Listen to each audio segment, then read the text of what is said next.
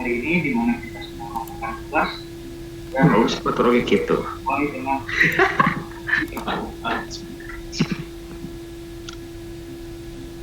hari ini tepat tanggalnya 4 Agustus 2021 merupakan sebuah proses yang kita jalani.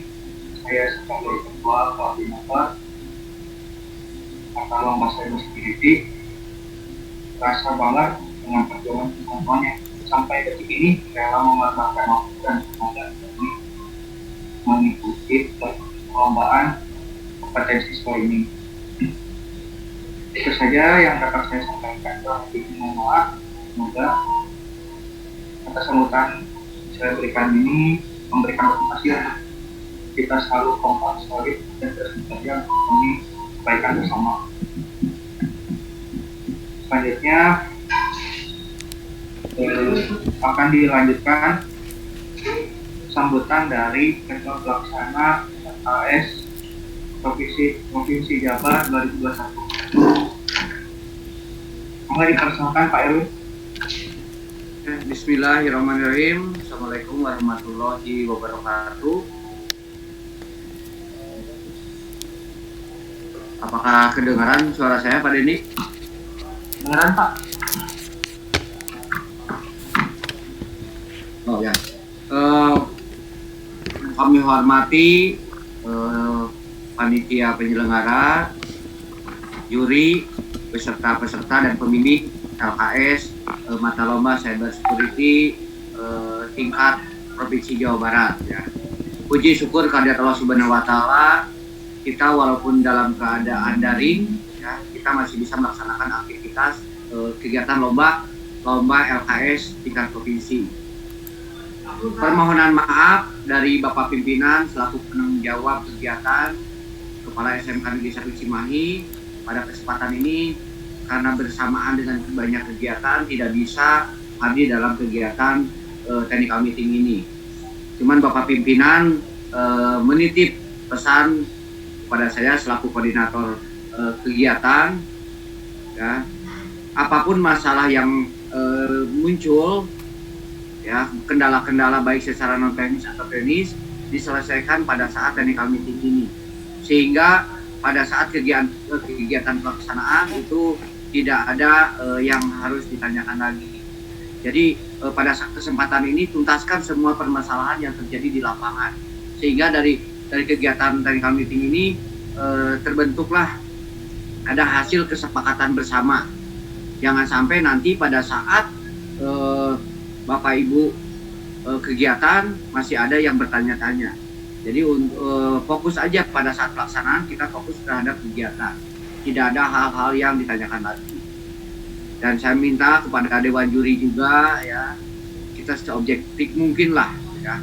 Objektif, saya yakin, saya percaya terhadap Dewan Juri yang menilai, tidak melihat siapapun, tapi itu hasil yang terbaik untuk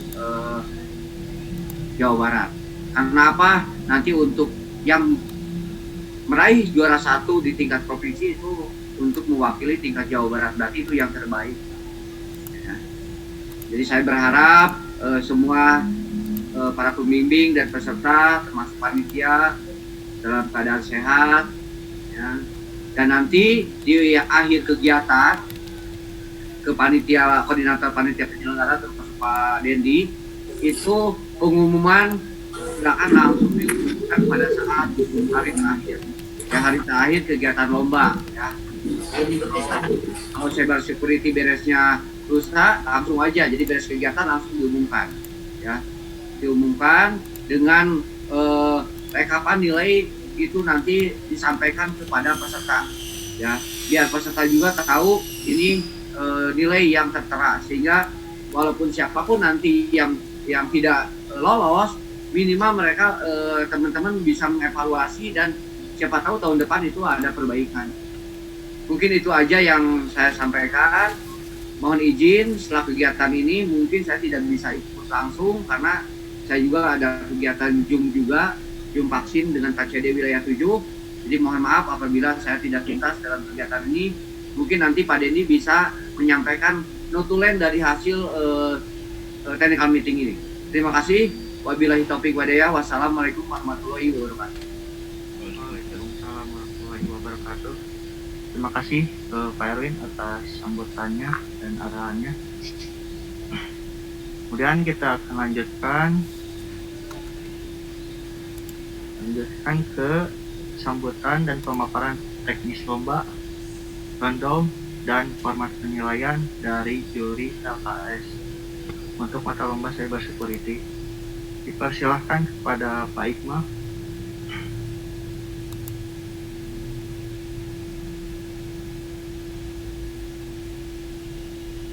Baik, terima kasih Pak Dandi. Saya siapin dulu share screen-nya.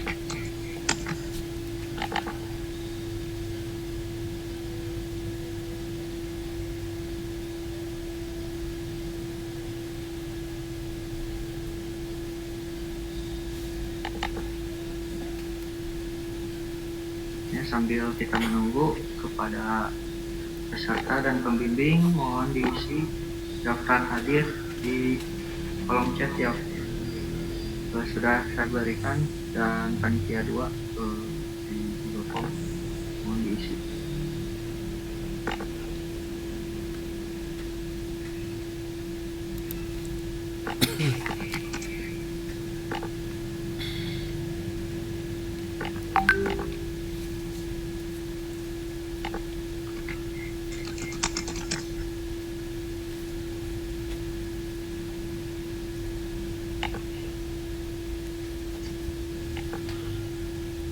Sudah muncul Bapak Ibu semua gambarnya?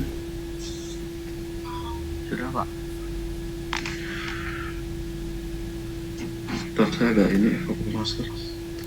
Ada engap nanti.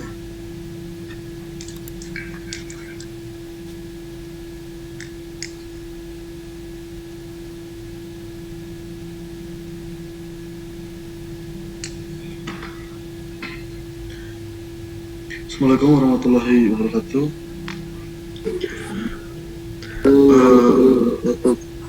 Sebelum memulai, saya meminta kepada semua peserta, baik pembimbing maupun pesertanya, untuk mempersiapkan catatan, karena mungkin ada hal-hal yang dibicarakan di teknis soal ini tapi belum tersampaikan di dalam teksnya ya. Jadi supaya tidak banyak nanti pertanyaan lagi, mohon disiapkan catatannya. Seperti yang sudah kita bahas sebelumnya di TMB minggu lalu, bahwa ada tiga hari ya kita itu tes itu ada 3 hari. Hari pertama itu lebih fokus ke network security dan hardening. Di hari kedua itu CTF, di hari ketiga ini adalah wawancara. Kemudian jumlah skor tertinggi adalah 100. Jadi jika semua soal bisa diselesaikan dengan tepat, maka nilainya 100. Dan sebaliknya, jika tidak satupun yang berhasil, maka nilainya adalah 0. Apabila peserta mampu memperoleh lebih dari 30 poin dari CTF. Nah, di CTF ini, di hari kedua ini adalah inti dari cyber security yang nanti kebanyakan di nasional itu adalah poinnya ya. Nah, di CTF ini saya akan kasih perhatian khusus. Jadi apabila ada peserta yang mampu melebihi angka 30 poin, maka akan saya berikan tambahan skor 5. Nah, apabila ada peserta yang mempunyai nilai tertinggi di skor CTF ini, maka akan diberikan tambahan 10. Jadi kalau dia udah melampaui nilai 30 di CTF-nya, kita kasih tambah 5, ditambah lagi apabila yang bersangkutan ini ternyata nilai tertingginya di CTF, maka tambahin lagi 10. Jadi ini sangat penting ya CTF. Jadi semua hal-hal yang ada di dalam soal itu harus dibuktikan dari dokumen yang dapat membuktikan bahwa terjadinya proses dan hasil dari jawaban kasus yang ada. Kalau gambarnya atau screenshotnya atau penjelasannya dianggap kurang jelas, maka saya akan menanyakan, saya berhak untuk menanyakan langsung ke peserta di hasil dokumennya. Apabila ternyata ditemukan indikasi misalnya gambarnya ini tidak match dengan kondisi realnya, misalkan ada manipulasi atau apa ya, maka yang bersangkutan kita nyatakan diskualifikasi. Nah, apabila ada peserta yang mengklaim keberhasilan dirinya ya di sebuah kasus, namun tidak dituangkan ke dalam POC, maka itu tidak akan menjadi poin penilaian. Jadi sangat disayangkan sekali kalau dia berhasil misalnya tapi dia lupa mendokumentasikan, itu juga tidak akan, karena saya akan memulainya dari poin dokumen. Nah, dari dokumen nanti apakah saya perlu untuk melihat si wujud aslinya, wujud fisiknya atau tidak gitu ya. Kemudian hal yang dilarang yaitu, saya ulangi lagi, menggunakan tools vulnerability assessment yang sifatnya engine, semisal Akunetik, WhatsApp, Nessus, dan lain-lain, bekerjasama dengan peserta lain. Nah, ini kenapa ini saya kasih note, karena bekerjasama dengan pihak lain itu bisa-bisa saja terjadi. Mengingat misalnya ada salah satu kasus yang berhasil dipecahkan oleh salah satu peserta, kemudian dikomunikasikan dengan peserta lain, sehingga peserta lain mampu memecahkan kasus yang sama. Nah, itu juga pasti akan kami ketahui di akhir. Nah, terdapat 2 jenis soal ya di dalam lomba ini. Yang pertama adalah soal teori, yang pertama adalah soal praktek, yang kedua adalah soal teori. Soal praktek ini kita jangan pernah melihat kondisinya di sini ada fisikal, ada PM. Itu hanya medianya saja. Yang jelas setiap peserta punya environment-nya sendiri. Setiap peserta punya jaringannya sendiri. Jadi peserta itu akan dikasih VM yang mewakili kondisi realnya sebuah ekosistem ya. Di sini ada VM Linux. Ini gambarnya belum saya perbaiki. Jadi ada VM router masing-masing dan ini dikasih IP public ya. Nah, kemudian ada VM Windows-nya. Jadi si VM Windows ini terisolasi.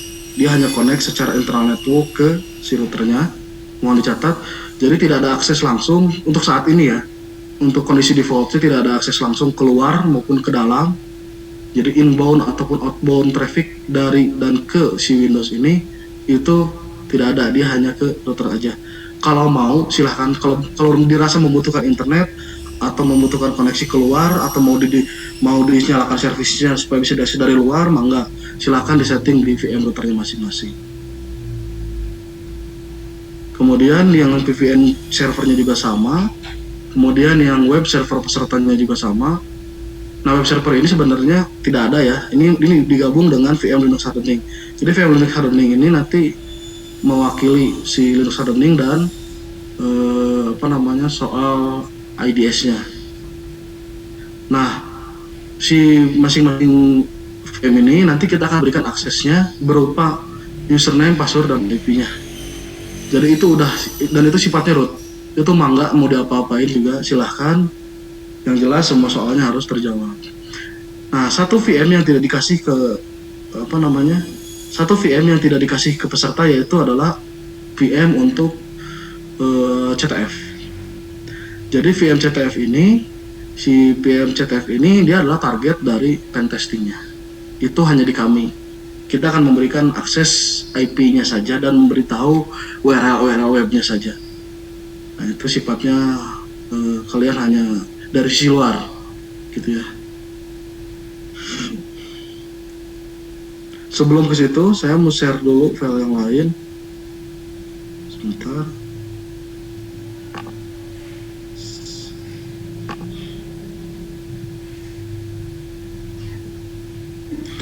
Saya mau ikut dulu dengan yang, saya mau coba share dulu yang dokumen yang per pesertanya ya, dokumen topologi setiap pesertanya.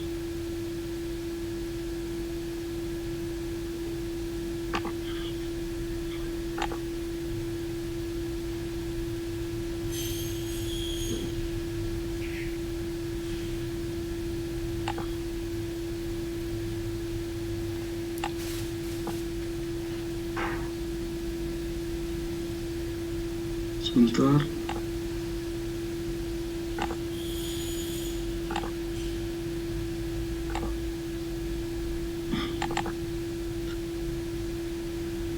Gambarnya muncul. Ini contoh ya, ini contoh peserta satu nih. Nanti kita distribusi ke masing-masing. Ini peserta satu, oke, kurang lebih gambarnya. Nah, peserta satu ini, oke, sebentar. Kelihatan topologinya dan IP-nya? Oke. Ini posisinya dari IP publik ini masing-masing satu IP publik per peserta ya. Ini yang peserta pertama itu 84 IP-nya. Mungkin nanti kita mapping ya, peserta pertama itu SMK mana, karena saya lupa belum ngasih nama SMK-nya. Kita masih peserta 1, 2, 3, 4, 5, sampai 10. Nanti setelah ini kita mapping aja. Nah, nanti IP publiknya ini 84. Kemudian interface untuk nyambungin ke bawahnya, interface ke internal networknya adalah 10.1.1.1/24. Kemudian masing-masing addressnya ini sudah ada, masing-masing VM ini sudah ada addressnya. VM Windows, VM VPN server, VM Linux hardening, VM CTF. Nah, VM Windows, VPN server, dan Linux hardening ini ada di dalam satu akses kalian ya. Kalian bisa akses sampai ke rootnya. Kalau yang CTF ini kalian hanya akses dari luar saja. Maksudnya dari luar itu hanya dari URL-nya saja, tidak ada akun yang di-share di sini. Nanti setiap peserta IP-nya beda-beda ya. IP LAN-nya juga beda-beda, IP publiknya juga beda.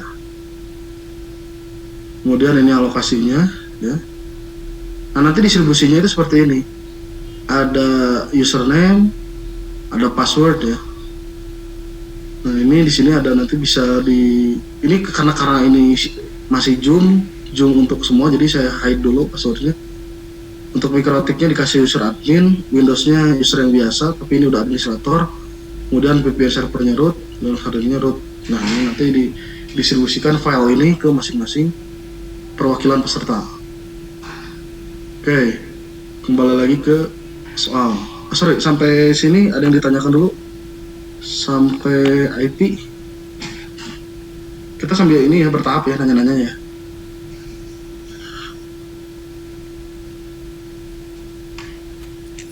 Nggak ada ya? Kita lanjutkan. Kembali lagi ke dokumen soal. Oke, di Linux hardening, di Windows hardening ini ada item-item ini. Silahkan aja nanti di elaborasi, dicek. Ini sebenarnya udah pasti bisa ya, nggak ada masalah pasti ya. Nah, di hardening Linux ini juga sama ya, sebenarnya ini tinggal mengaktifkan aja. Hanya tantangannya di sini itu adalah yang poin charut ya. Charut cell-nya ini harus benar-benar mengisolasi environment user. Jadi kalau misalnya dibuatkan charut itu, saya misalnya user biasa login ya. Ketika saya login itu, ketika saya mengakses root directory saya dengan si administrator itu akan berbeda root directory-nya. Nah, ini saya sarankan menggunakan jailkit ya. Saya sarankan charut ini menggunakan jailkit ataupun yang lain terserah, silakan.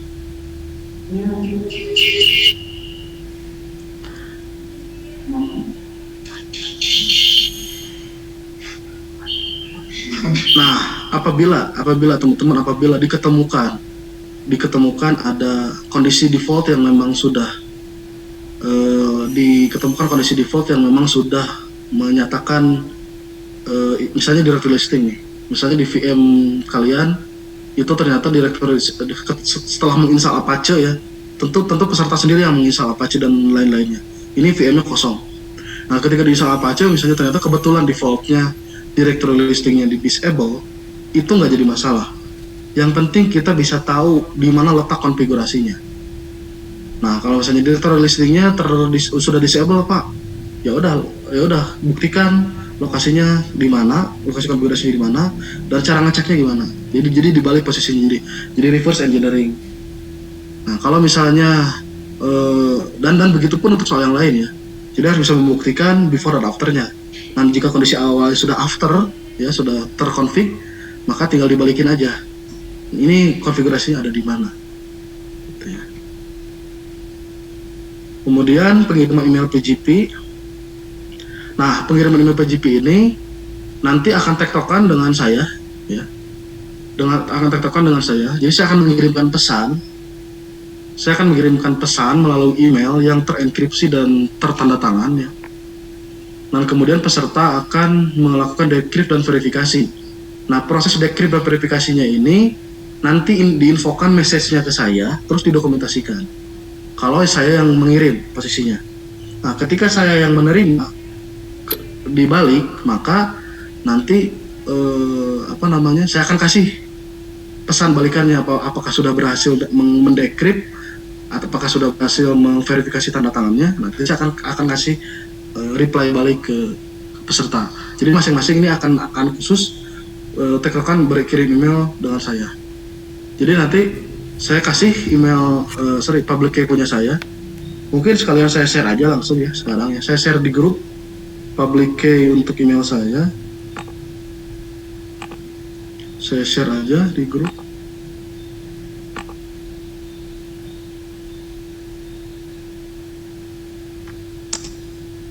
Oke.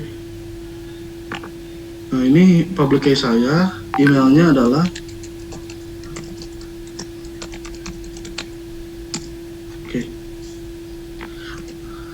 ini sebenarnya bisa dicoba-coba dari sekarang sebenarnya ya. Kalau misalnya mau coba-coba kirim email yang terenkripsi ditujukan ke saya, kemudian menggunakan public key saya. Nanti kan sebetulnya bisa saya sambil iseng-iseng cek ya. Ini bisa sambil iseng-iseng sebenarnya ceknya dari sekarang untuk PGP ini. Oke, sebentar, saya baru sampai PGP. Ada pertanyaan? Jadi kita akan bahas soal per soal ya. Permisi Pak, mau tanya untuk Ya, kan emailnya itu dari Bapak ya, publiknya. Nah, untuk Bapak nanti kirimnya sebentar, suaranya kurang jelas Pak. Coba sebentar Pak. Sebentar Pak. Suaranya tadi diulang Pak, nggak jelas soalnya. Oke, baik Pak. Untuk bagian email PGP, tadi kan Bapak mengatakan kalau email publiknya dari Bapak. Nah, itu nanti dikirimnya ke masing-masing email pesertanya pribadi atau nanti akan disediakan email masing-masing? Public key-nya atau pesannya?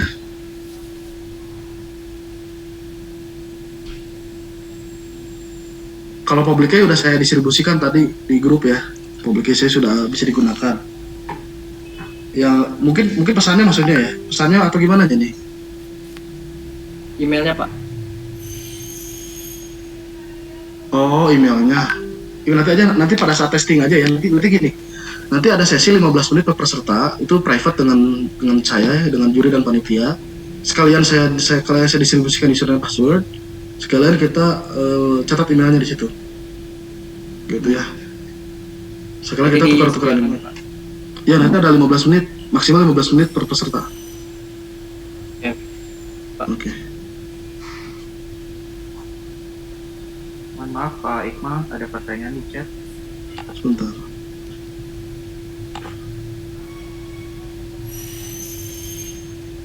Ya, jadi serentak ya pada saat pelaksanaan itu semuanya serentak. Jadi di hari pertama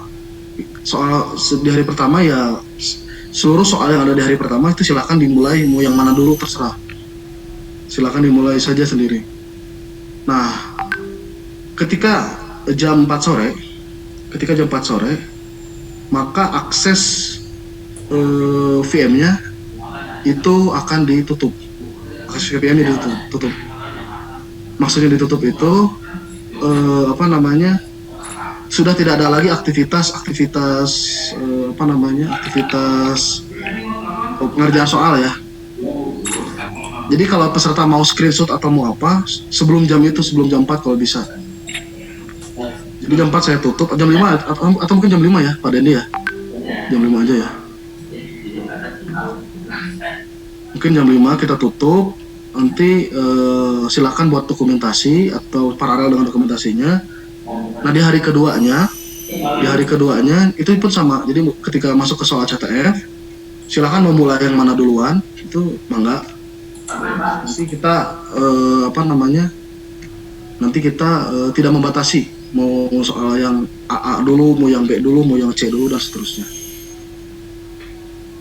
Seperti itu kurang lebih. Baik, terima kasih atas penjelasan dari Pak Iqmal ya. Nah, kita lanjutkan ke sesi tanya jawab antara peserta, pembimbing, dan juri. Dipersilakan Pak, itu di mungkin ini Pak Dendi, mungkin kita persoal aja ya, jadi diskusinya kita sambil jalan aja. Oh iya. Jadi kita bahas setiap soal dan langsung tanya jawab aja. Enggak Pak, Saya mau share screen lagi. itu di kolom chat Pak ada pertanyaan. Oh, ada lagi ya. Dari info teknis sebelumnya untuk disiplin dapat dilakukan oleh 2 orang peserta, apa sekarang harus dari ke juri? Sebetulnya nggak jadi masalah kalau misalkan awalnya sih saya pikir itu bisa kirim-kiriman di antara 2 orang itu ya, 2 orang anggota tim di dalam satu peserta. Cuman saya pikir itu akan lebih seragam kalau sudah aja semuanya ngirim ke saya. Jadi semuanya kirim ke saya aja langsung. Jadi biar bisa langsung dikasih penilaian gitu. Walaupun tetap harus didokumentasikan. Peserta ada yang 1 orang ya Pak ya, Pak Dendi ya? Iya Pak, tapi saya belum cek lagi. Kemarin itu ada yang 1 orang tapi sudah menambahkan jadi 2 orang. Tapi biar aja udah terlanjur, nanti perwakilan aja yang nanti kirim-kiriman dengan saya. Berikutnya ini ada yang tertanya lagi, penggunaan mail vlog untuk mail PGP apakah boleh atau tidak? Itu silakan saja. Tapi yang perlu dipikirkan, yang pertama adalah protokolnya PGP. Yang kedua adalah coba dipertimbangkan apakah ada masalah atau tidak. Saya menggunakan Cleopatra. PGP-nya saya back encrypt, decrypt maupun verifikasi maupun signing saya menggunakan Cleopatra. Mau dicatat PGP-nya pakai Cleopatra. Ya, PGP-nya menggunakan Cleopatra. Jadi kalau mau sih biar enak ya, udah aja seragam. Saya sambil share screen aja lah setelah ya.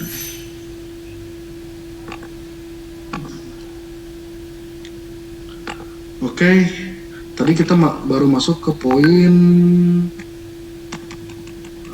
email security ya. Nah ini, kalau yang berhasilnya hanya signingnya saja, artinya pesannya hanya ketika saya tes berarti kebalikannya ya. Ketika peserta signing, berarti saya ngetesnya adalah verify. Ketika yang berhasilnya hanya verify, nah skornya hanya yang 1. Apabila proses enkripsinya berhasil, maka skornya adalah 2+1. Nah, itu kalau posisinya peserta yang kirim. Kalau peserta yang menerima, maka posisinya adalah saya akan kirim pesan. Apabila peserta berhasil mendekrypt, maka ditambah lagi 1. Apabila peserta berhasil mendekrypt dan memverifikasi, maka tambah lagi 1. Jadi ini 2 arah ya. Ini 2 arah. Nah, apabila ada kesalahan di saya, misalnya saya yang salah men-encrypt gitu ya, silakan aja dibuktikan screenshotnya. Karena apabila tidak terverifikasi atau tidak berhasil di-encrypt dengan benar, itu tetap ada audit lognya, itu tetap ada pemberitahuannya. Jadi untuk soal PGP masih ada pertanyaan. Saya mau lanjut ke yang lain.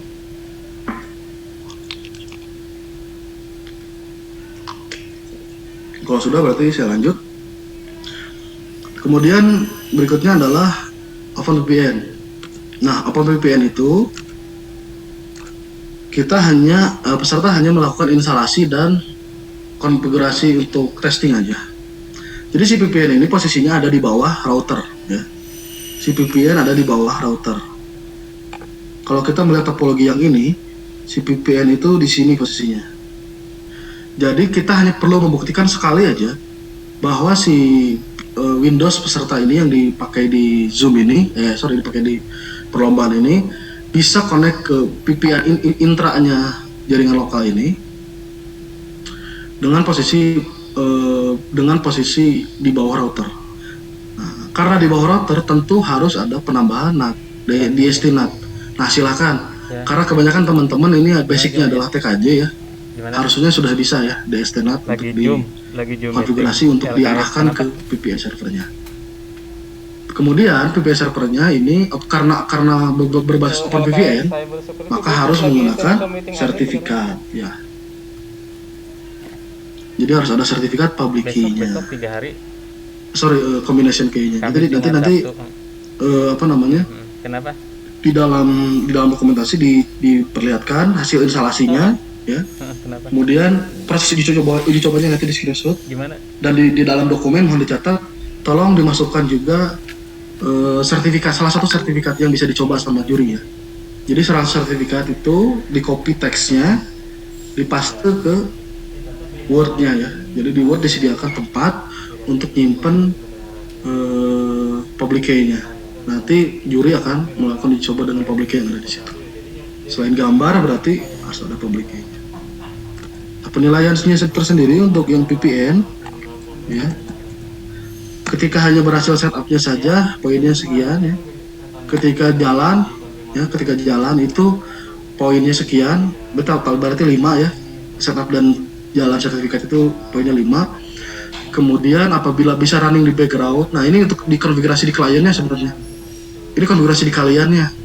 Di Windows atau laptop kalian itu, laptop peserta itu harus bisa running di background. Jadi kalau misalnya terutama yang kliennya pakai Linux ya. Kalau misalnya di close sessionnya ini tetap jalan. Jadi kalau misalnya ini bisa jalan di background si Windows atau background si Linux-nya ini di klien. Oke, OpenVPN ada pertanyaan?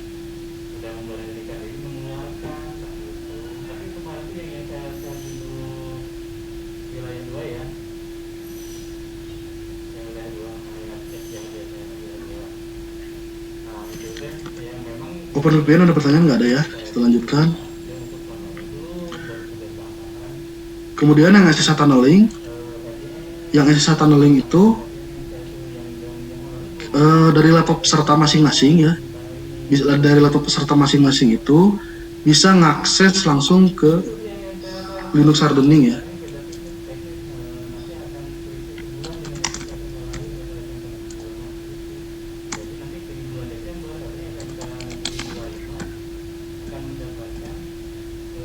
Sorry. Saya sekalian revisi. Jadi ketika SSH tunneling dengan tujuan VM Linux hardening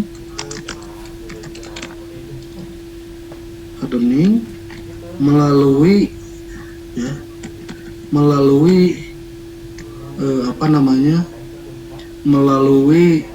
istilahnya itu SSH router mikrotik menggunakan laptop Windows masing-masing peserta. Nah ini yang pertama. Oke.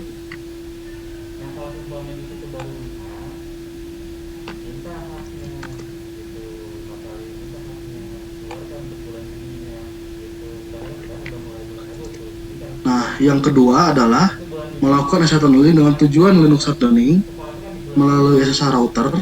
Jadi connect dulu ke routernya untuk masuk ke Linux hardening ya.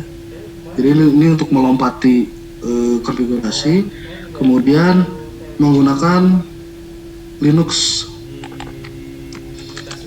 Nah ini yang sebenarnya saya infokan di awal. Jadi untuk SSH tunneling ini, ya kalau yang Windows pasti udah gak ada masalah karena saya yakin semua peserta menggunakan laptop Windows. Nah, ketika soal tunnelingnya adalah Linux, maka si peserta ini yang jadi tantangannya adalah dia harus menyediakan semacam virtual box ya, virtual box di laptopnya masing-masing atau apapun lah caranya supaya proses tunnelingnya itu berada di Linux gitu. Jadi si kliennya ini bukan Windows lagi tapi Linux, dan ini di posisinya peserta masing-masing, bukan di environment VM yang tadi dijelaskan di gambar ini.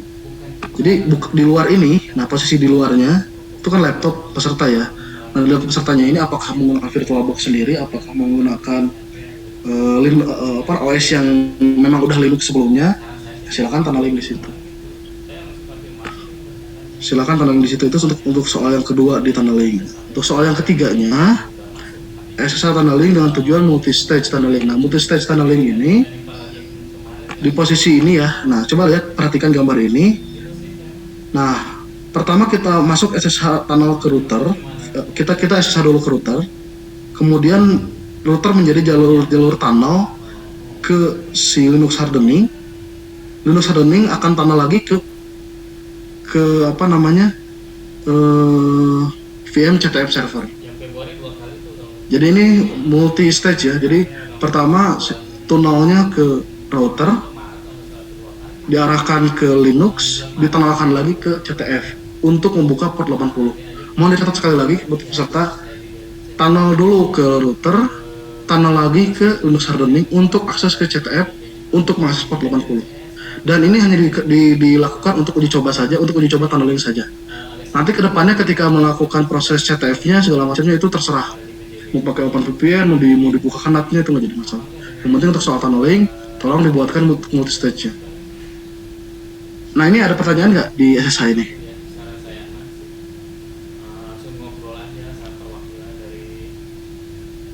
Oh ada di matrik perhitungan boleh di-share? Boleh Pak, boleh di-share. Nah nanti kalau ada perubahan pasti akan saya share ulang gitu ya, saya akan saya update ulang. Boleh nanti di akhir kita akan share.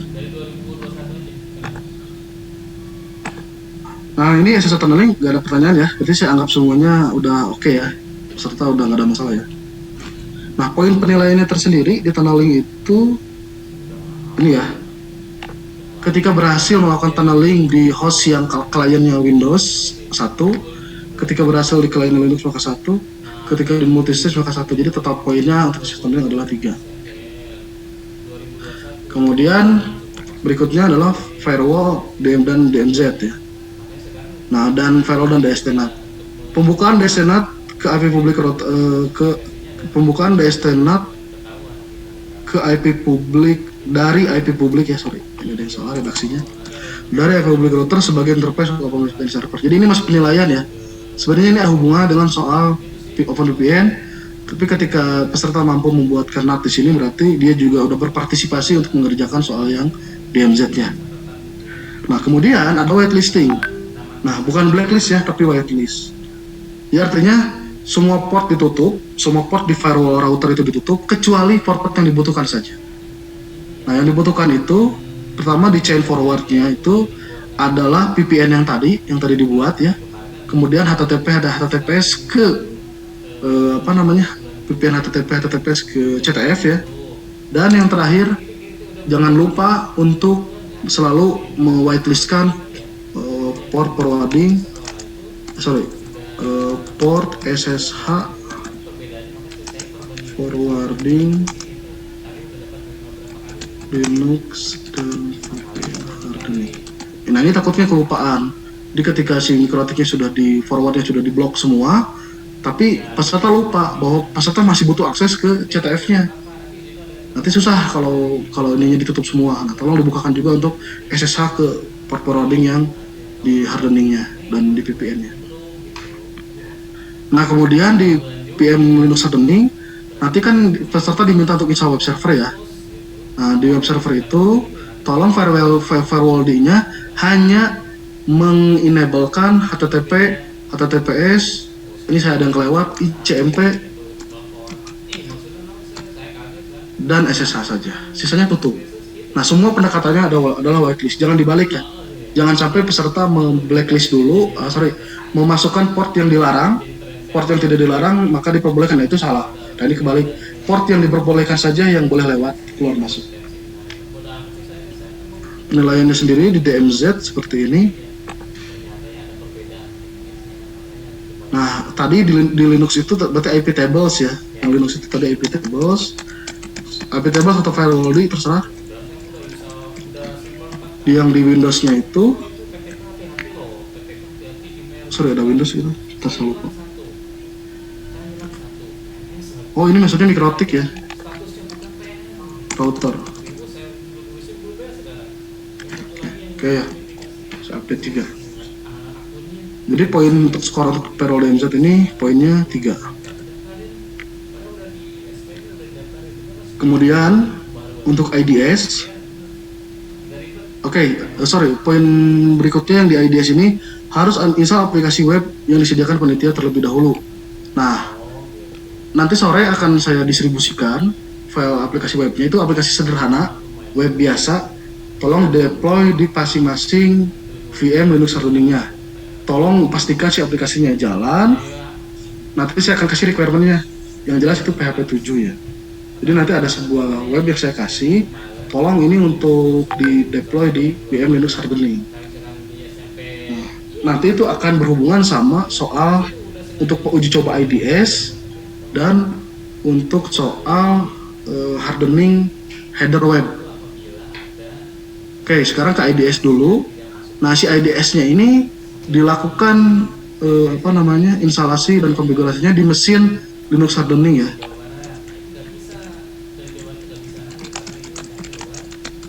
Posisinya di mesin Linux hardening.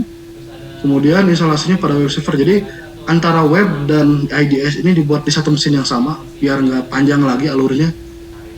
Kemudian rule-nya sebenarnya kurang lebih ada 3 ya. Ada SQL injection atau sebenarnya ini SQL injection atau blind SQL injection, brute force dan cross-site scripting. Jadi selama si rule ini semua sudah bisa terdeteksi, maka itu dianggap berhasil. Sudah bisa terdeteksinya itu tentu harus dibuktikan dengan uji coba. Nah, uji cobanya silakan lakukan sendiri. Jadi uji coba sendiri, lihat di lognya sendiri, gitu ya. Sebentar Bapak Ibu.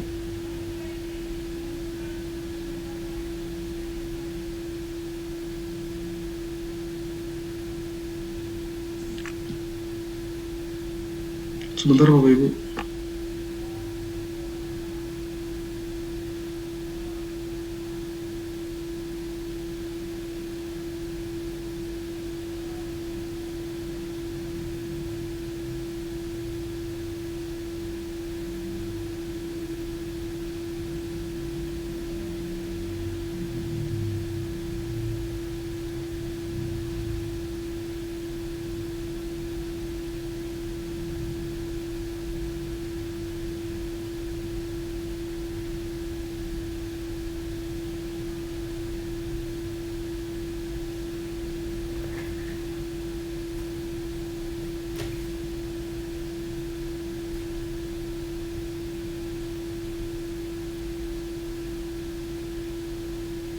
Nah, ini ada uji coba terbalik attack defense, itu maksudnya saling tes ya.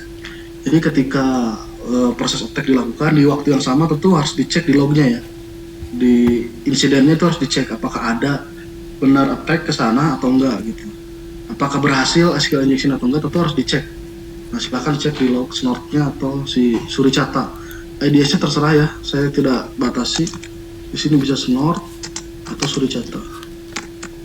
Ya, soalnya tadinya dari sebelumnya Pak, hari Selasa ya, sore tadi nggak jadi. Nah, itu dari caranya katanya dari Rabu Pak, saya juga karena ada Oke, berikutnya kita lihat poin penilaiannya. di posisi IDS itu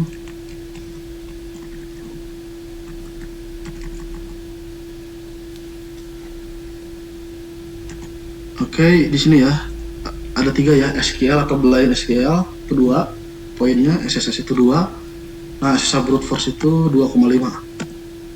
Jadi ini udah total penilaiannya adalah 6,5 incident response. Oke, IDS ada pertanyaan Bapak Ibu peserta sekalian?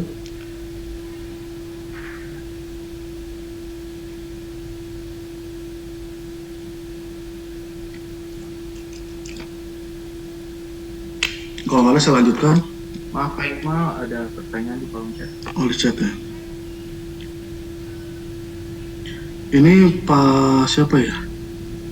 Role-nya kita buat sendiri. Ini maksudnya role itunya. Role slot-nya. Ya, buat sendiri Pak. Role-nya buat sendiri. Sebenarnya itu sudah ada banyak referensi ya. Silakan tinggal tempel aja sebetulnya. Dan role-nya kan banyak IDS itu, mau dipakai semua juga nggak apa-apa, yang penting skenario 3 ini jalan. Skenario si SQL, brute force sama cross-site scripting. Oke, berikutnya, nah ini mode evasif. Mode evasif ini salah satu pengujian, salah satu defense ya, untuk mempertahankan dari serangan DOS ya, di level Apache, di level web server.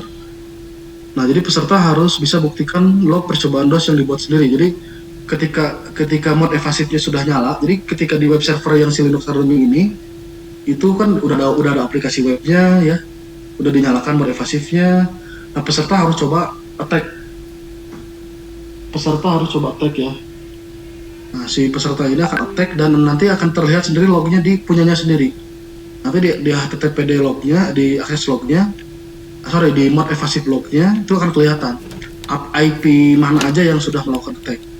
Nah, cirinya biasanya ketika sudah terindikasi attack dan sudah ada action dari web server itu akan ada error 403 untuk beberapa detik ya. Nah, sekalian screenshot juga error 403-nya. Oke, mode evasive ada pertanyaan? Mode evasif cuma 1 poinnya ya, 1% ya ngaruhnya, tapi lumayan ya untuk nambah-nambah.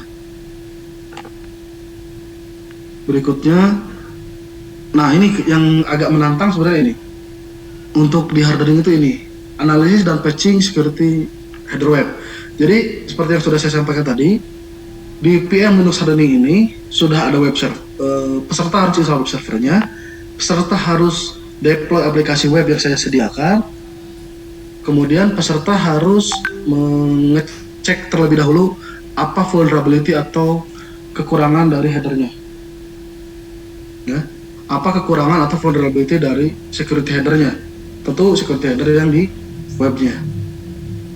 Nah, kemudian untuk menemukan vulnerability-nya sendiri itu adalah sebuah poin penilaian.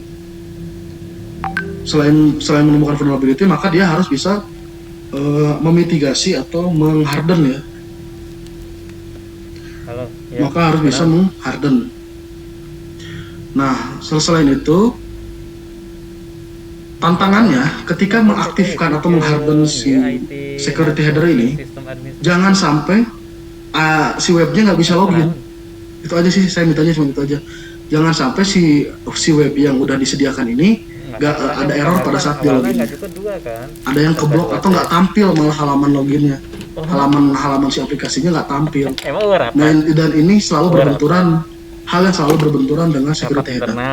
Jadi ketika dilonggarkan jalan si aplikasi itu, ketika dinyalakan security headernya, dan ini ketemu permasalahan atau konflik. Disitulah poinnya, bagaimana mengakalinya. Nah, bagaimana mengkustomisasi security headernya. Nah, security headernya mau ditaruh di mana? Terserah. Mau diletakkan di htaccess, mangga, di folder webnya, mau di Apache httpd.conf-nya, mangga, gitu ya. Mau kalian buat vhost sendiri juga diletakkan di vhost-nya, mangga.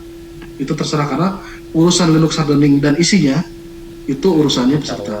Silakan, kita kasih rootnya. Nah, poin penilaiannya untuk yang security header ya, hardening security logo. Security header sebentar. Security header itu. Oh ini. Iya. Nah ini. Ini Karena menumilo berhasil udah menemukan vulnerability-nya itu aja Udah, itu kan satu gua poin bilang tersendiri. itu pernah, Maka peserta iya, udah harus tahu tiga tools apa nih yang mau training di digunakan untuk cyber cek security-nya. si vulnerability header yang di web security header ini.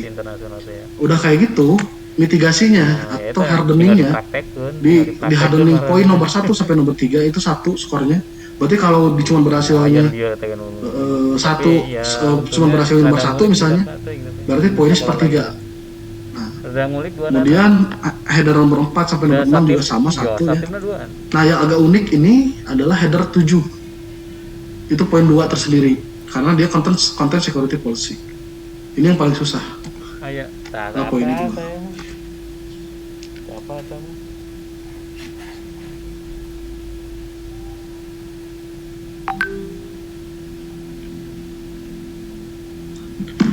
Berikutnya, sebentar ada pertanyaan di itu. Oh ada di grup. Untuk parameter mode evasifnya kami tidak menentukan. Kalau posisinya, jadi semua hal yang posisinya di Linux hardening itu silakan aja berkreasi di situ.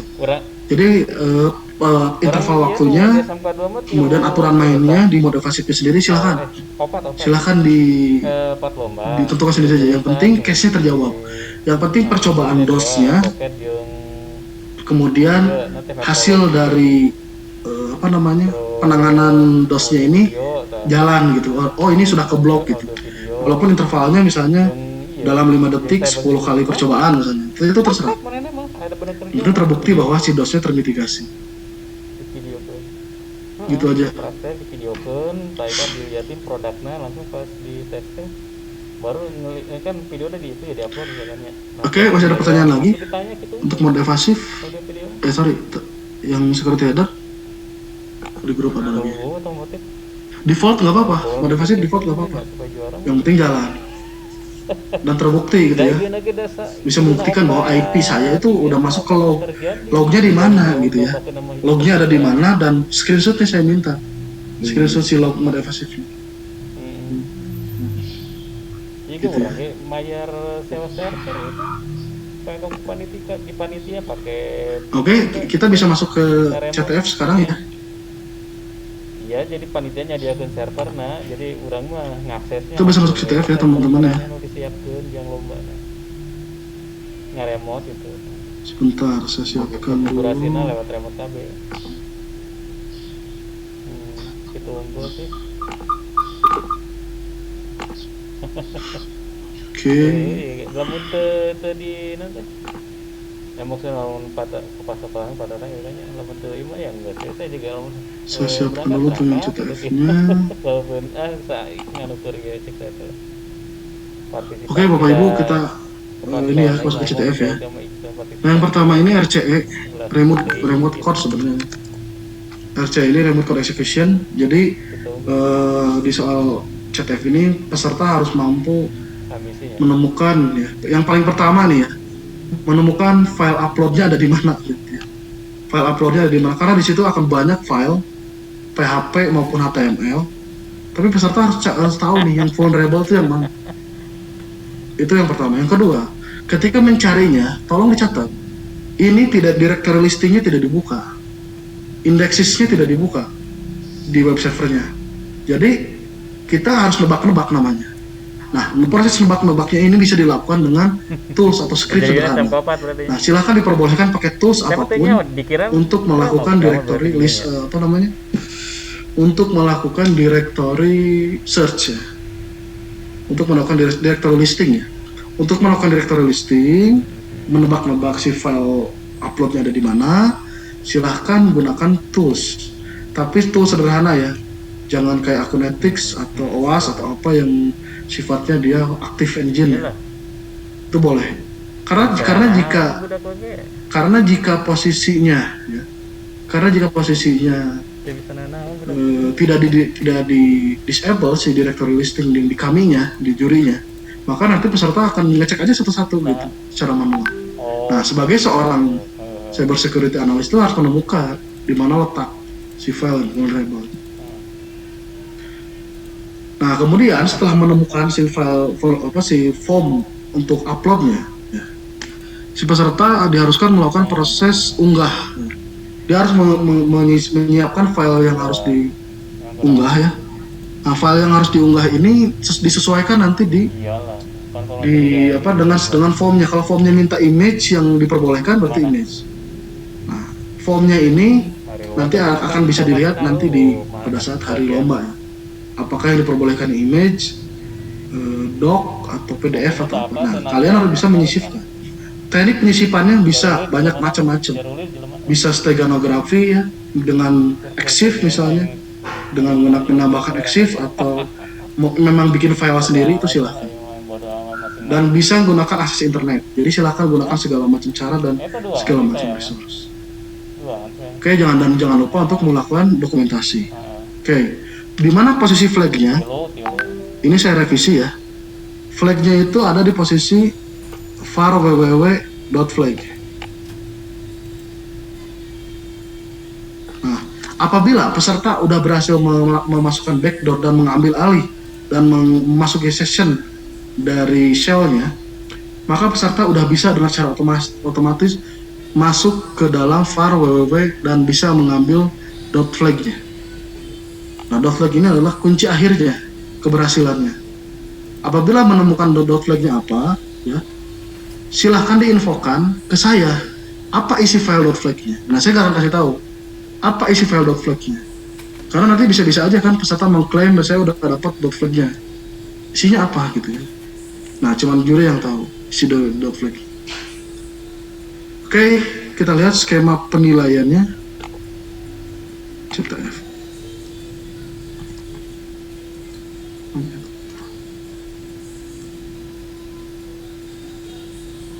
Yang pertama SCE ya. Nah, ini mau dicatat teman-teman. Ketika ada 3 poin penilaian ya, berhasil menemukan lokasi yang vulnerable untuk di injectnya itu 2% penilaiannya, bobotnya 2%.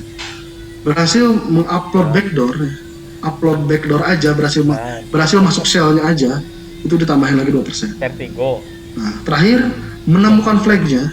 Sebenarnya kalau udah bisa ambil alih shell, udah pasti dapat flag-nya karena saya udah kasih tahu kan posisinya ada di mana.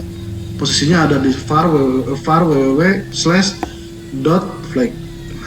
Jadi ada 3 poin penilaian: menemukan lokasi uploadnya, mengupload dan mengambil alih session dari shell-nya, kemudian mengambil data dari capture log. Selamat pagi, Pak. Gimana Pak kabarnya, Pak? Kemudian yang berikutnya adalah untuk yang ini apakah ada yang RCE, apa ada pertanyaan dulu?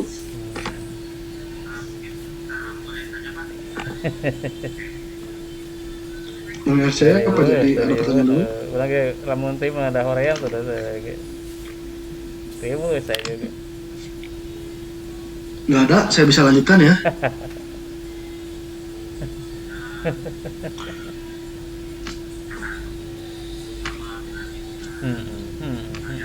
Kemudian yang berikutnya adalah cross-site scripting. Kamera webcam. Nah, cross-site scripting ini output akhirnya adalah kita bisa mengambil atau mencuri steal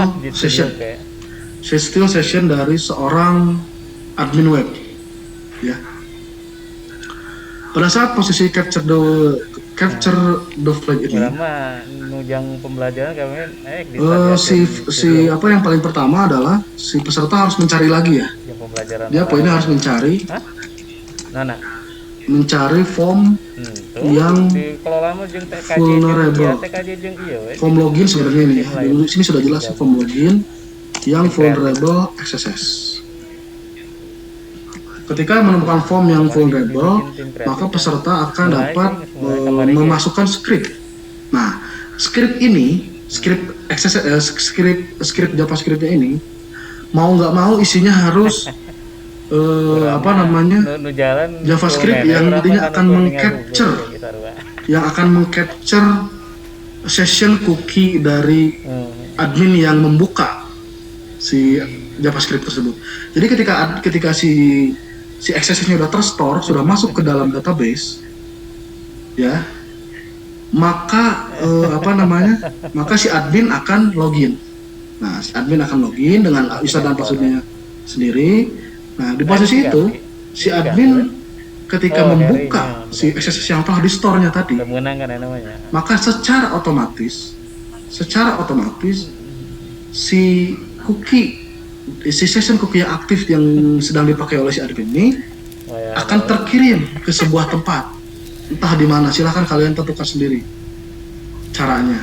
Jadi nanti si session cookie ini terupload ke sebuah tempat, apakah itu ke server yang di online, apakah server kalian yang di luar ini ya, di luar VM ini, apa ke laptop kalian, terserah. Nah, jadi ketika kalian berhasil menemukan session itu, segera infokan. Jadi gini, ketika sudah merasa berhasil memasukkan script yang berisi pencurian session itu, segera infokan ke juri. Nanti juri akan login admin webnya. Nah, juri login admin webnya. Nah, nanti silakan apakah masuk atau enggak, si sessionnya apakah tercopy atau enggak, gitu ya. Nah, setelah sessionnya dapat, jangan berlama-lama, langsung replace ke cookie browsernya. Ada add-onnya di Google Chrome atau di Firefox. Di Google Chrome atau di Firefox itu ada add-onnya untuk mereplace cookie yang punyanya admin. Jadi pencurian, penduplikasi ya. Nanti bisa diambil alih. Jadi nanti outputnya si peserta akan mampu login dengan cara pencurian session ini dan menemukan flag. Ya. Nah, access ini disebutnya adalah session hijacking. Tidak ada perubahan dulu formasi. Kemudian nama flagnya ada di bagian halaman admin ya. Kepaksa. Koream sebenarnya. Saya catat tadi sekalian di sini. Nama flagnya.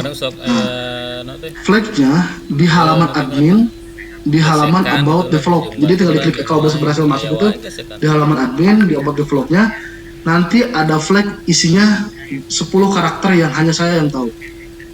Nanti ketika diklik bagian about developnya itu keluar sebuah 10 karakter caps lock yang cuma saya yang tahu. Apabila berhasil tinggal tanya ke saya, Pak, betul nggak flagnya ini? Nah, nanti kalau betul dianggap berhasil. Tapi nepi wae maksudnya. Oke, poin penilaiannya di SSS ini hanya berhasil memasukkan SSS aja, itu poinnya adalah 1. Berhasil mengcopy sessionnya saja, berhasil berhasil mendapatkan session cookie-nya si adminnya saja, itu udah ada tambahan 2 poin. Apabila berhasil mereplace session cookie yang punyanya admin ke browser kalian dan kalian bisa login dan menemukan flag, itu poin 8. Nah, ini yang paling besar. Jadi harus bisa sampai login dan menemukan flagnya. Itu 8 poin. Ada pertanyaan dulu sebentar.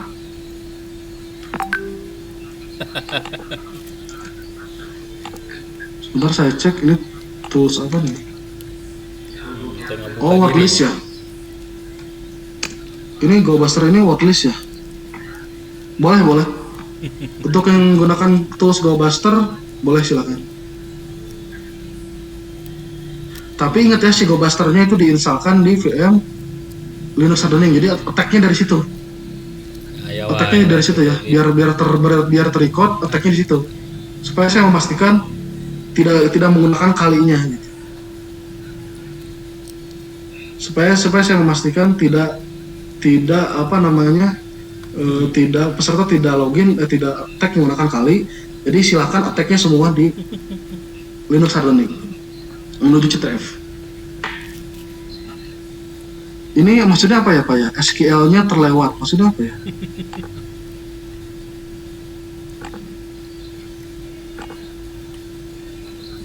Oh, ini SQL injection maksudnya ya? Oh iya betul. Ini masih kan ya? Terlewat. Oke, yang XSS masih ada pertanyaan? Sebelum kita lompat ke SQL injection.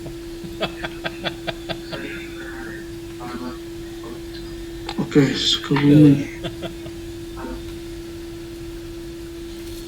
Oh iya, nanti gini komunikasinya ketika komunikasi dengan juri ya, ketika komunikasi dengan juri apa namanya? Saya terserah nih gimana peneliti, apakah pakai WhatsApp komunikasi dengan saya atau email ya. Jadi pengen tahu nih udah masuk atau belum gitu ya. Si SSS ini udah masuk atau belum?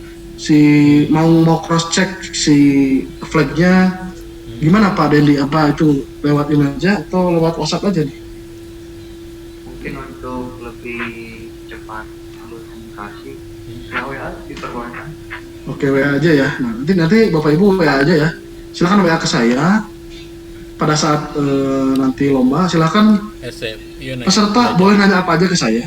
Tapi apabila pertanyaan itu dianggap pertanyaan yang menjadi bagian dari soal, saya nggak akan jawab. Tapi kalau pertanyaannya seperti ini untuk konfirmasi misalnya atau ada trouble yang lain, pasti saya akan jawab.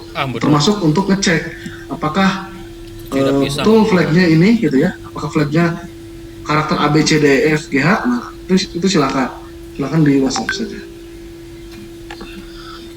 Betul ya, pertanyaan sangat bagus sekali dari SMK 2. Nah, sekarang saya mau lanjut ke SQL injection.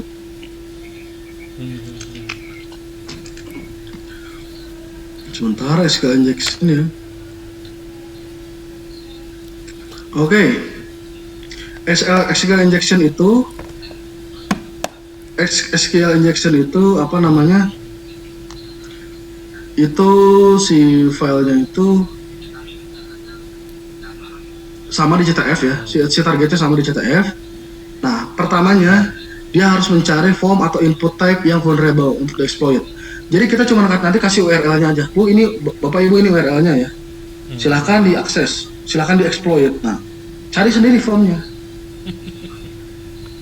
Silahkan cari formnya. Nah, SQL injection ini tujuannya bukan untuk masuk akses login admin ya, tapi tujuannya adalah masuk akses database-nya ya. Nah, nama flagnya, posisi flagnya ada di atau ulah diterima terus saya awalnya.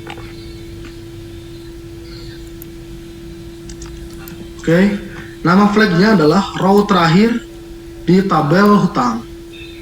Jadi artinya si peserta harus mampu masuk ke database dan mengcopy atau melihat atau masuk ke dalam database-nya dan melihat tabel terakhir di row terakhir di tabel hutang. Di situ ada flag 10 karakter caps lock. Silahkan kasih tahu ke saya kalau sudah menemukan. Ya, sederhana sekali. Tools yang diperbolehkan adalah SQL Map. Kalau pakai Metasploit, apapun itu soal CTF-nya, saya sangat mohon konfirmasi dulu ke saya. Kalau mau pakai Metasploit, mohon konfirmasi dulu, karena saya mau tahu framework yang mana yang dipakai. Tapi saya lebih prefer untuk peserta tidak menggunakan Metasploit. Kalau SQL Map saja boleh, silahkan. Tadi ya, kalau tools untuk directory word list mau digunakan untuk mencari directory, monggo.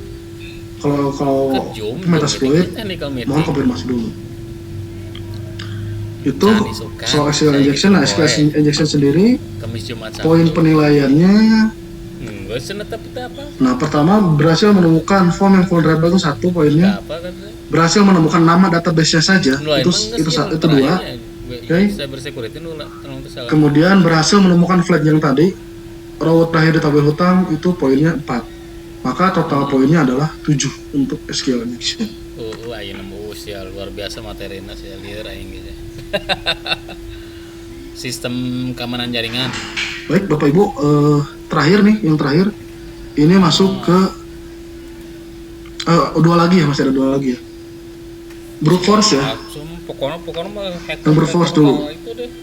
Nah, yang brute force ini sebetulnya Bapak Ibu atau peserta sekalian, peserta harus mampu peserta harus mampu sebenarnya output terakhirnya adalah berhasil menebak password ya, berhasil menebak password yang dibuat oleh juri ya. Kemudian tantangannya adalah harus melewati engine fail to ban ya. Yang harus diwanti-wanti adalah kita harus berhasil melewati engine fail to ban. Jadi si fail to ban ini akan saya aktifkan ya, dengan rule default aja sebetulnya. Dengan rule default, gimana cara mengelabuinya? Nah, Sebetulnya walaupun nggak berhasil itu nggak jadi masalah, Bapak Ibu. Walaupun nggak berhasil itu nggak masalah. Tapi yang terpenting bukan berhasil atau enggaknya, tapi punya ide untuk bisa bagaimana mengakali fail to ban-nya. Fail to ban ya Bapak Ibu ya, saya di grup chat tadi saya coba chat fail to ban ya. Nah, jadi SSH di posisi servernya diproteksi oleh fail to ban. Oke. Nah, teman-teman harus tahu bagaimana cara melewati fail to ban atau mengakali ini sangat mudah sekali triknya sebetulnya. Mengatur interval dan mengatur source-nya. Jadi toolsnya boleh pakai apa aja, brute force-nya, tapi jangan harap itu berhasil. Jangan harap itu berhasil. Karena ada fail to ban-nya. Nah, harapannya adalah tools tersebut ditambahkan dengan solusi yang lain. Diotak-atik lagi gitu ya, supaya bisa mengakali fail to ban. Oke, yang brute force sendiri skornya adalah berhasil mengeksekut aja ya, mengeksekut engine-nya saja 1%. Kemudian berhasil membuat solusi untuk melewati filter itu 2%. Jadi berhasil atau enggaknya nggak jadi masalah. Apakah berhasil menemukan fase atau enggaknya itu nomor 2, enggak, itu nggak dihitung. Yang penting tahu caranya. Ini yang dinilai adalah idenya.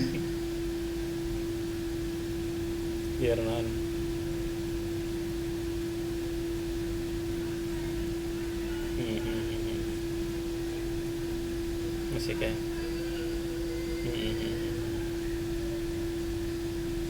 iyalah pastilah wajar lah, wajar kan.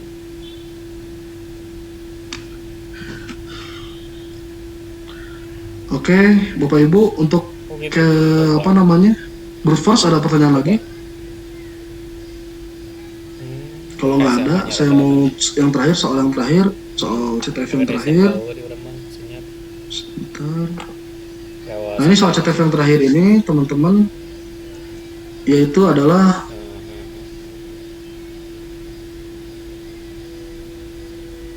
ini sebenarnya sederhana sekali. Bagaimana caranya menemukan sebuah file yang ada di server dan mendownloadnya, gitu ya. Tidak hanya menemukan tapi mendownloadnya, mendownload isinya. Nah, posisinya itu ada di root directory-nya dengan nama .flag. Jadi kalau teman-teman berhasil menemukan sebuah file dengan bla bla bla bla .flag, dengan hanya menemukan filenya aja itu dianggap sudah berhasil melakukan source code exposure. Nah, tentu jika hanya menggunakan directory listing itu tidak akan berhasil.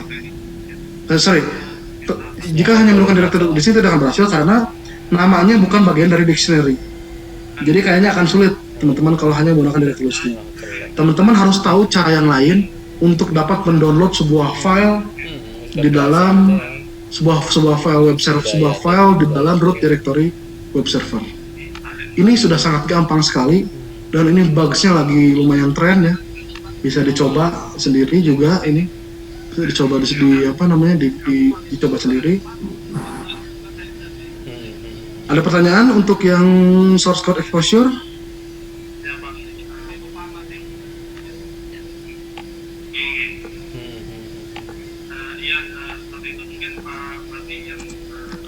Oke, Bapak Ibu, ada pertanyaan ini? Sudah semua sepertinya soalnya. Oh ya, poin penilaian untuk source code exposure itu menemukan vulnerability-nya ya. Vulnerability-nya cuma 1. Berhasil menemukan vulnerability-nya saja itu 1 nilainya. Apabila bisa mendownload capture dari si .flag-nya itu tambahan lagi 2. Maka totalnya adalah 3 poin. Bapak Ibu, kalau sudah tidak ada pertanyaan di soal yang praktek, saya mau ke soal yang teori, Bapak Ibu. Kita nggak akan mundur lagi ya. Ini coba ada yang mau ditanyakan nggak? Dilemparkan ke si mana saya permasalahan ya. Udah di grup nih. Oh ya, waktu CTF itu di hari kedua. Jadi hari kedua itu ada 4 soal CTF. Ada 4 soal CTF, RCE, SQL injection, source code exposure, dan brute force ya. Ada 4 dilakukan 1 hari full dari jam 8 pagi sampai jam 5 sore. Waktunya 1 harian. Hari ini juga sama waktu 1 harian. Di hari besok itu hari ini hari Jumat itu full untuk CTF. Dia tinggal bisa narik mana saya cukuran teh. Maaf baik bang, untuk pengerjaan setiap soal itu diberi batas waktu atau boleh random? Enggak, itu boleh random. Boleh silakan, itu diatur sendiri aja. Boleh random. Karena yang jadi penilaian itu adalah sebenarnya kita nggak menilai waktunya ya. Yang penting tidak melewati batas waktu jam 5 itu. Selama jam 5 itu silakan mau yang mana dulu, mau ngumpulin di akhir segala macam silakan. Pokoknya jam 5 itu PM-nya kita shutdown, kita tutup. Bukan kita shutdown ya, kita tutup aksesnya dari teman-teman. Jadi si routernya ini, si router sebagai jalan masuknya ini, kita ganti dulu passwordnya di setiap harinya itu. Baru kita nyalakan lagi di paginya gitu ya. Jadi si routernya kita matiin dulu, besok paginya kita nyalakan lagi. Nah, jadi kalau mau bikin dokumentasi apa, mengambil screenshot untuk setiap soalnya itu, kalau bisa barengan dengan uji cobanya. Jangan dibesokin, karena kalau dibesokin nanti diulang. Karena di hari keduanya itu udah fokus ke CTF. Baik mah, ada yang bertanya untuk waktu istirahat. Kapan? Waktu istirahat kita sepakati aja jam berapa ya? 12:01 ya Pak. Keren dia. Hari Jumat dari jam 11:30 jadi jam 11 aja, jam 11 sampai jam 1. Berarti hari Jumat ada tambah 1 jam, hari Jumat sampai jam 6. Berarti jam 18. Untuk tim peserta, untuk tim yang 2 peserta yang 2 dapat 2 VM Pak, kalau dapat 2 sistem pengerjaan masing-masing kan Pak. Oh enggak. Ini saya jelaskan sekali lagi. Untuk peserta penilaian itu tim ya, sistemnya tim ya. Satu peserta itu 1 tim. Jadi saya hanya akan menilai di tim yang itu gitu. Mau ada 1 mau ada 2 itu nggak jadi persoalan. Yang jelas saya akan nilai semua jadi satu kesatuan. Itu semuanya jadi satu kesatuan. Oke, pengiriman POC kapan? Pengiriman POC itu paling lambat ya itu jam 8 malam ya Pak Denny bisa ya 8 ya. Kita batasi aja jam 8 malam di hari yang sama. Jadi kalau di soal yang hari pertama, maka maksimal pengirimannya itu jam 8 malam di hari yang sama. Nah, apabila melebihi itu, nanti kita akan coba didiskusikan lagi apakah itu dihitung atau enggak. Oke, POC sendiri apakah ada format khusus dari penilaian? Tidak ada format khusus. Yang penting itu bisa membuktikan proses dan hasil. Nah, gitu ya. Yang penting proses dan hasilnya bisa terbukti bahwa itu jalan gitu. Dan bahwa itu kalian yang kerjain gitu. Pertama dipastikan kalian yang ngerjain sendiri ya, ada buktinya. Silakan gimana pun cara buktikannya. Yang kedua adalah terbukti berhasilnya gitu. Khusus buat yang VPN tadi tolong di-share juga sih. Publiknya. Oke, teman-teman. Masih ada pertanyaan di CTF? Di soal praktek. Format POC-nya itu PDF Pak, terserah mau PDF mau doc nggak jadi masalah. Cuman saya minta tolong panitia, mungkin Pak Denny saya minta tolong untuk dibuatkan aja Google Form ya Pak Denny ya, di setiap harinya itu ada Google Form untuk masing-masing. Terserah apakah dijadikan 1 zip atau gimana Pak Denny. Jadi setiap harinya dikirim 1 zip, isinya mau banyak file atau mau 1 file aja. Mungkin 1 file aja Pak. Mending 1 file aja ya. Mending peserta itu nanti peserta dikasih ruang untuk upload POC-nya 1 file, isinya mewakili semua soal di hari itu. Berarti kalau misalnya di hari Senin itu menyangkut soal network defense dan hard learning. Hari Kamis.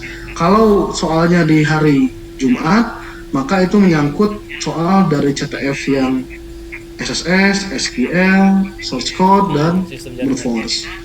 Di 1 file saja. Administrasi sistem. Iya di mata pelajaran itu. Ya, .ovvn-nya. Betul, .ovvn-nya. .ovvn-nya copy aja, copy paste ke ke Word ya. Kelas 11 emang agak betul ya .ovvn-nya. .ovvn-nya. Emang idealnya kelas 12 idealnya. Jangan lupa dikasih note versi berapa yang dipakai ya. harus nanti takutnya saya nyobain beda versi nggak jalan. Di note di dokumentasi versi. VPN-nya versi berapa?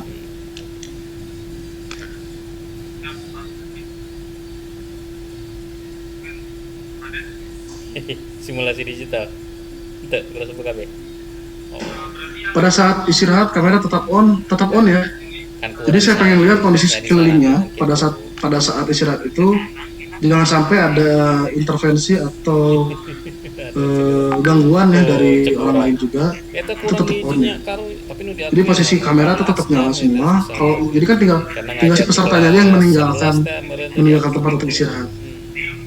Atau mau makan di situ pun nggak jadi masalah sih. Tapi lamun disaran mah ya itu simulasi digital sekurang kita. Buat cara VPN-nya itu tetap Linux 107 betul. Saya setuju semua. VPN yang disediakan untuk peserta 107.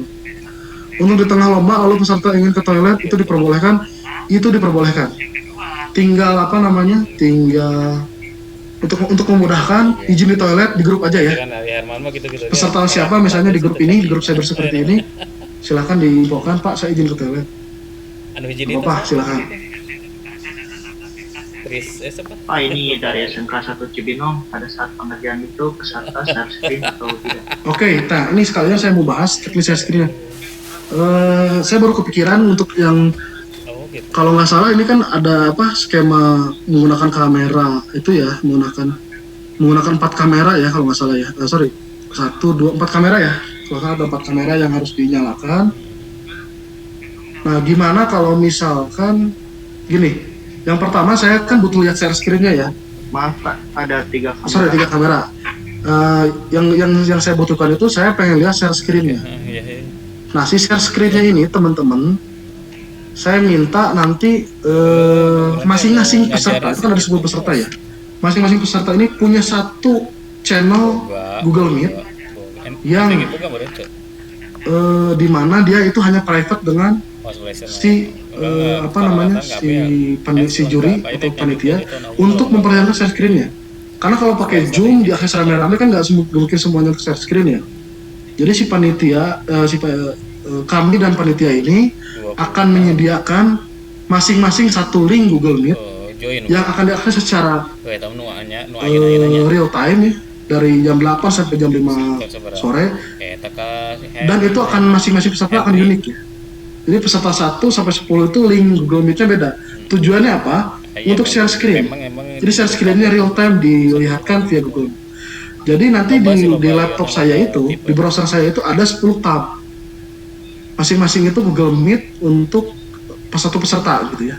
Satu peserta satu Google Meet untuk melihatkan share screen-nya. Tapi kalau untuk urusan kamera gimana Pak Dendi? Pak, mohon maaf untuk share screen.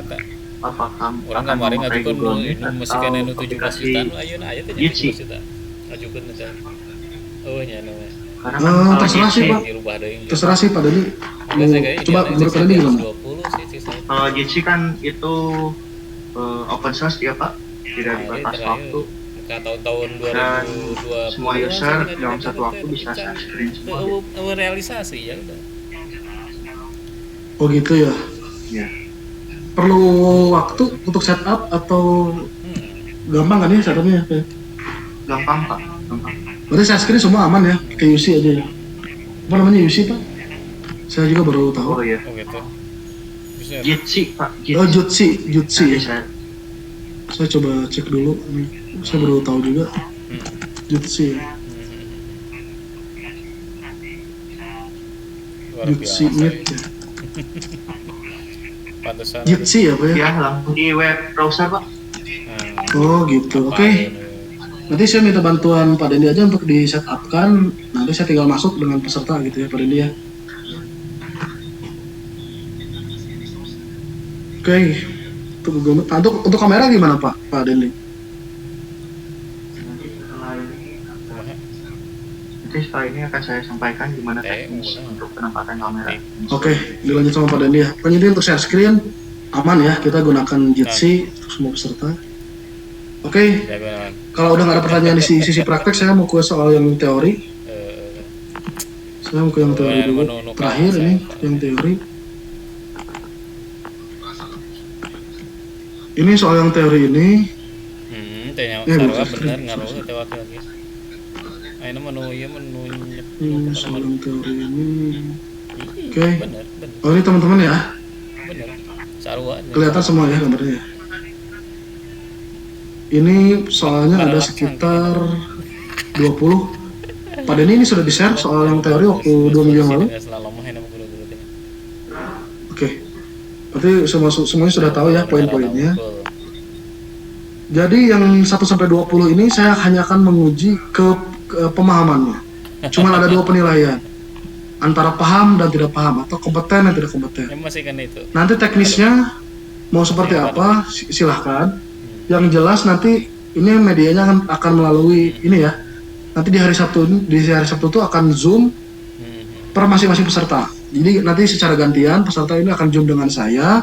Monggo nanti mau 1 orang yang mewakili untuk wawancara atau mau dua-duanya dari setiap peserta monggo. Yang jelas setiap peserta sekali wawancara dengan saya di posisi tes lisan ini. Nah, tes lisan ini soalnya sebenarnya ini bukan saya buat sendiri, tapi saya modifikasi dan simplifikasi dari soal uji kompetensi mata kompetensi ini namanya cyber security ya, junior cyber security. Jadi di BNSP itu ada kompetensi yang namanya junior cyber security dan substansinya adalah ke-20 soal ini. Jadi kalau mau mengelaborasi dan pengen mendalami secara pemahaman dan konsep, silahkan googling saja junior cyber security itu kompetensinya apa aja, dan itu sangat detail sekali, bisa dicari di Google dari sekarang untuk persiapan hari Sabtu. Dan ini lumayan, bobotnya lumayan, karena kalau dilihat di perhitungan skor, bobot untuk wawancara itu sampai 15% dari total ya. Jadi lumayan tuh, bisa membantu untuk menaikkan juga mutu penilaian. Contoh ya, ini contoh. Saya akan simulasikan contoh pertanyaannya seperti ini. Yang pertama nih, memahami dan dapat membedakan antara vulnerability, threat, dan attack. Nah, saya akan tanya dulu ke peserta itu, bagaimana pemahaman kalian tentang vulnerability, threat, attack? Sejauh apa kalian tahu tentang ketiga ini? Nah, saya akan tanya. Nanti saya akan terima jawaban dari peserta dan saya akan elaborasi dengan pertanyaannya. Dan di waktu yang sama, ketika setelah selesai semua pertanyaan yang disampaikan, wawancara sudah dilakukan, maka saya akan memperlihatkan langsung skornya. Nah, ini skor wawancaranya. Poin ini kompeten, poin ini tidak, poin ini kompeten, poin ini tidak, total skornya misalnya 12. Nah, seperti itu. Jadi untuk ini langsung kelihatan hasilnya.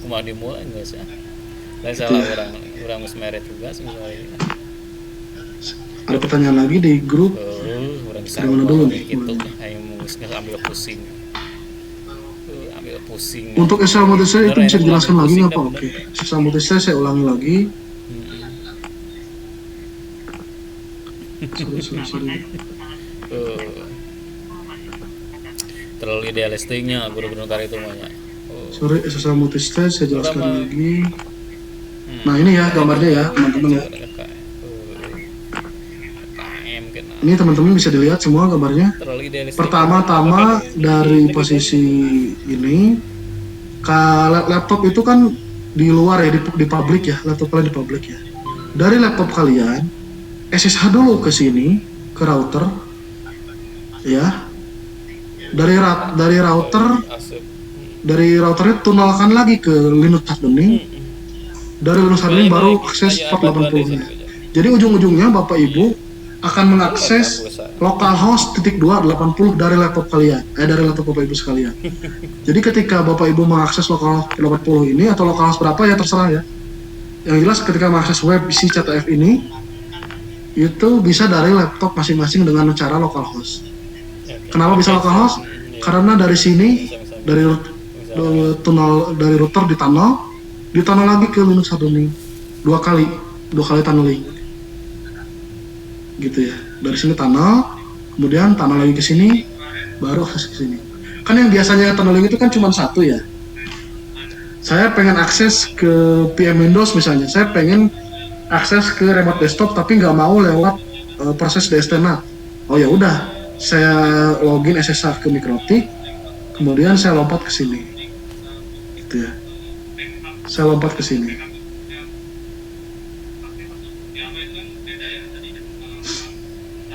Atau kalau nggak bisa dari Mikrotik ya, buka aja DST-NAT salah satu yang lain, misalnya ke VPN server nih.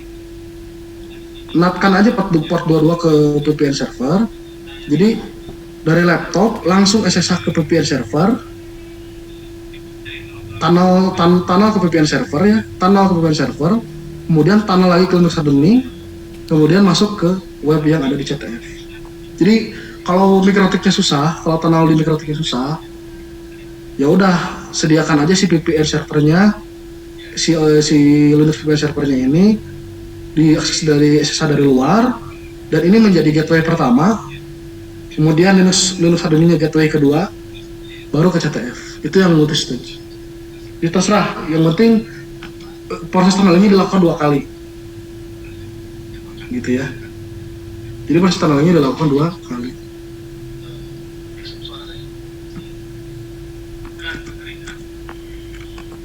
Ada lagi, tadi pertanyaan apa yang belum saya bahas?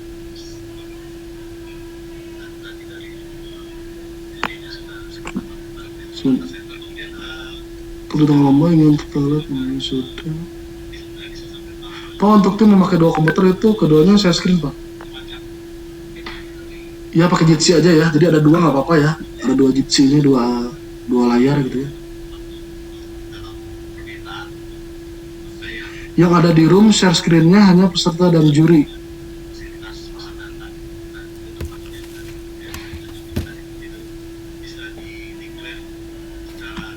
Sebentar, Pak Dendi, ini untuk yang room share-nya ini berarti kan private kan ya, Pak Dendi ya? Ya betul Pak. Berarti itu sama aja dengan sebenarnya sama aja dengan Google Meet kan? Kita punya masing-masing channel untuk masing-masing peserta ya. Ya. Nah kemudian ini pertanyaan dari Bu Neti, pembimbing apakah harus ada di tempat? Saya sebenarnya nggak membatasi ya Pak Dendi ya. Kalau menurut panitia gimana Pak? Apa ada perlu ada pembimbing di situ atau enggak? Sebetulnya untuk di satu ruangan itu steril untuk peserta saja. Oke, peserta tidak saja. diperbolehkan. Ya. Oke, peserta saja Bu Neti. Mungkin aja Pak Imam itu dengan pembimbing nggak usah ada di tempat Pak, jadi hanya peserta aja. Betul siap. Berarti peserta saja yang ada di ruangan itu dan dia hanya seorang diri gitu ya. Berdua ya Kamera Pak. mengawasi, share screen mengawasi seperti itu. Ya, terima kasih.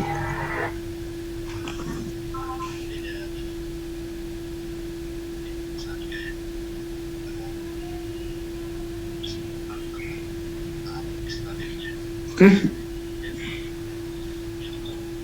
Bapak Ibu,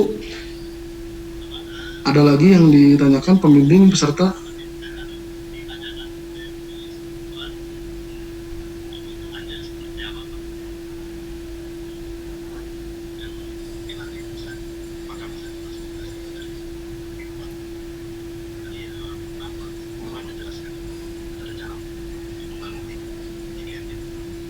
Oke ya, kalau nggak ada, silakan Pak Dendi.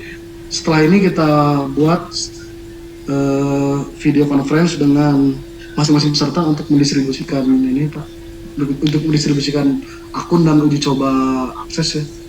Baik Pak, terima kasih Pak Ikma atas pemaparannya. Saya akan melanjutkan sedikit. Ada informasi lebih lanjut mengenai alat bahan yang dipersiapkan di ruangan peserta masing-masing. Jadi saya jelaskan kembali ya. Di dalam satu ruangan itu terdapat 3 buah kamera. Yang pertama itu di depan, yang kedua itu di laptopnya. Nah, yang untuk ketiga di belakang. Nah, yang di belakang itu diperbolehkan untuk mobile. Jadi ketika diminta oleh panitia maupun juri untuk melihat keadaan sekitar, nanti itu boleh digeser-geser. Nah, di dalam ruangan kan ada 2 peserta. Jadi salah satu peserta yang akan memindahkan kamera tersebut untuk melihat keadaan sekitar agar dipastikan dalam ruangan tersebut steril, tidak ada pembimbing ataupun selain peserta. Nah, untuk informasi selanjutnya mungkin saya akan menyampaikan, mohon maaf sebelumnya, dari pihak provinsi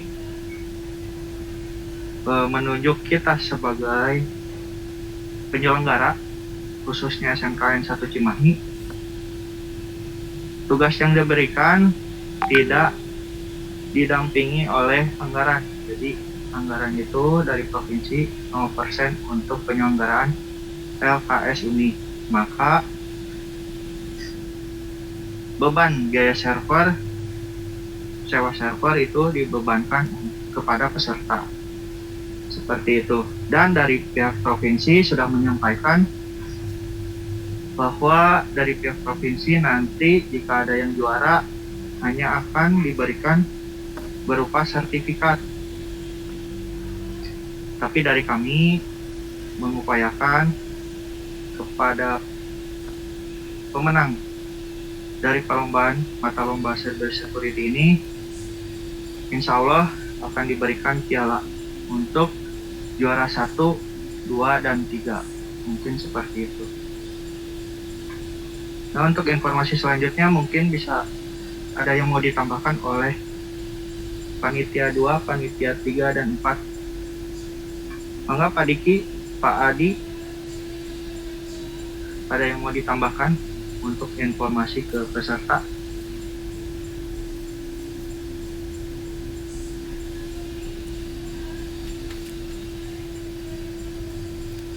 Dari saya sudah cukup, Pak.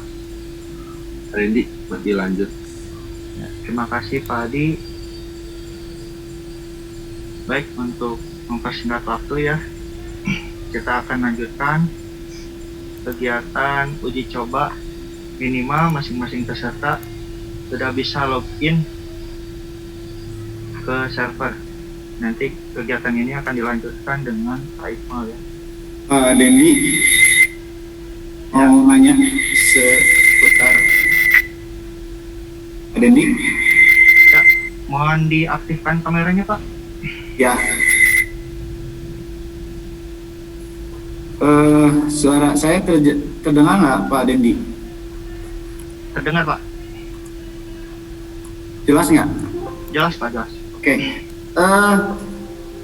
Mau konfirmasi saja perihal kamera. Tadi kan sudah fix pembimbing tidak boleh ada di ruangan tersebut kan? Betul Pak. Betul. Kalau di lomba lain, kemarin ikut di lomba apa ya? Web yang RPL ya, web atau apa? Itu ada salah satu teknisi atau proktor atau apa ya, itu dibolehkan ada di ruangan, kan? Karena mungkin takut ada jaringan mati atau segala macam, itu karena jurusannya RPL mungkin ya. Berarti kalau di sini di ruangan cukup hanya ada peserta saja berdua, tidak ada teknisi. Karena di lomba yang kebetulan saya lihat di sana jadi ada dibolehkan ada satu teknisi yang standby gitu. Itu bagaimana? Baik Pak Dodi, untuk menjawab pertanyaan tersebut, bahwa di ruangan tersebut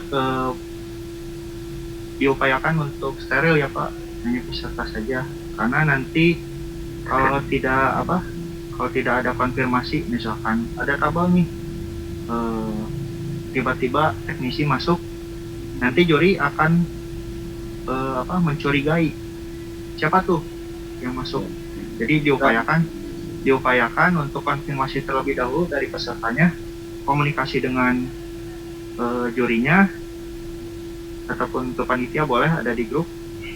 Nah, nanti kita yang akan mengkonfirmasi diizinkan untuk masuk atau tidak. Jadi kesimpulannya di ruangan itu hanya ada 2 peserta. Jika suatu trouble misalkan di kamera, kan harus ada kamera 3 tuh ya. Ya. Nah, si peserta harus minta izin dulu ya untuk teknisi memperbaiki si kamera atau masalah koneksi dan lain sebagainya. Mungkin itu ya Pak ya. Harus ada izin dulu ya Betul, Bapak. Atau Pak Dendi ada tambahan? Pak Dendi, mungkin terkait dengan pertanyaan Pak Dodi. Terkait dengan pertanyaan Pak Dodi, mungkin pada saat sebelum lomba bisa diperkenalkan dulu mungkin ya di pemudinya, di teknisinya. Jadi pada saat ada trouble udah tahu oh ini teknisinya gitu Pak. Jadi diperkenalkan dulu teknisinya yang mana, pemudinya yang mana gitu. Jadi pada saat ada trouble di ruangan kita tahu tekniknya itu yang ini gitu. Itu paling Pak tambahannya. Si Pak Adi mungkin bisa dipahami oleh Pak Dodi ya. Ya. Oke. Terima kasih Pak. Ya, sama-sama Pak. Sama-sama Pak. Ya, untuk mempersingkat waktu ya, untuk kita melanjutkan kegiatan uji coba login dengan juri, kita akhiri cukup sampai di sini acara teknik akhir mata lomba cyber security. Mohon maaf bila terdapat kekurangan. Saya aturkan terima kasih. Assalamualaikum warahmatullahi wabarakatuh. Waalaikumsalam. Waalaikumsalam warahmatullahi wabarakatuh.